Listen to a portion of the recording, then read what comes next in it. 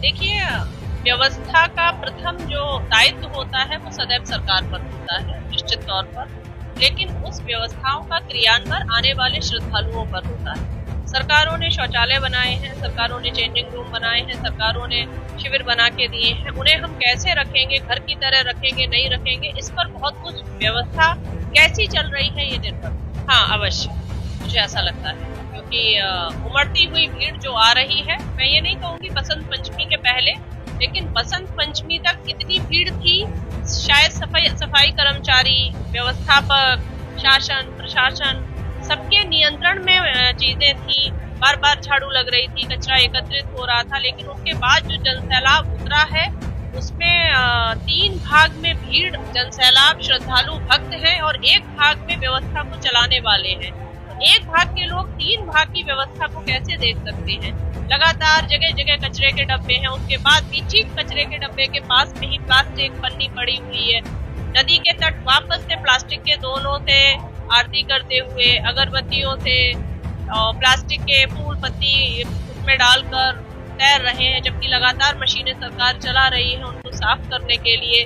तो आने वाले लोग सिर्फ श्रद्धा से भरकर नहीं आ रहे हैं, पाखंड से भरकर भी आ रहे हैं, ज्ञान से रहित होकर आ गए हैं, केवल भक्ति में चूर होकर आ गए हैं कि सब डुबकी लगा रहे हैं तो हम भी चले, पर प्रयाग की धरती से, नदियों की स्वच्छता से उन्हें कोई मतलब नहीं। मैं नदियों के तट पर अधिकारियों को, नेताओं को, धर्मगुरु को, नागाओं को, आदिवासियों को, वनवासियों को, सबको खड़ा करना चाहती हूँ। एक शिप्रा के वाटर वुमेन बनने से शायद नदी का कुछ किलोमीटर भी नहीं संभलेगा। मैं जितना संभालूंगी वापस गंदा कर दिया जाएगा। भारत के हर वर्ग के सुचारू लोग, सुधार वाले लोग, सशक्त लोग आगे आए। नागा बाबा वो लोग हैं जिनमें सिद्धियां हैं, साधक हैं, सिद्धि हैं, और अगर नागाओं का आप जीवन देखें तो बिना नदी के उनका कोई जीवन नहीं है, क्योंकि नागाओं की सार्थकता केवल कुंभ में दिखती है।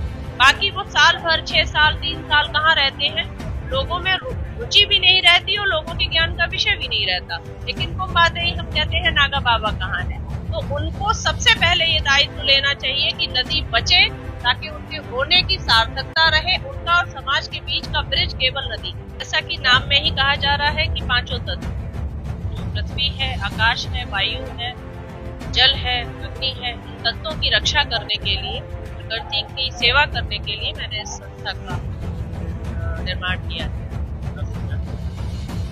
2020 में इसका आरंभ हुआ है, रजिस्ट्री की है। उसके पहले 2016 से हमारा काम चल रहा है प्रकृति के। पंचतत्व का मुख्य जो लक्ष्य है वो है नदियों का संरक्षण, और इसके लिए अब तक मैं नदियों की 13,000 किलोमीटर की परिक्रमा कर चुकी हूँ, जिनसे नदी के किनारे के लोगों का संगठन, समितियां बनाकर हमने 25 लाख पौधे भारत की प्रमुख 7 नदियों के किनारे लगाकर वृक्ष बनाए।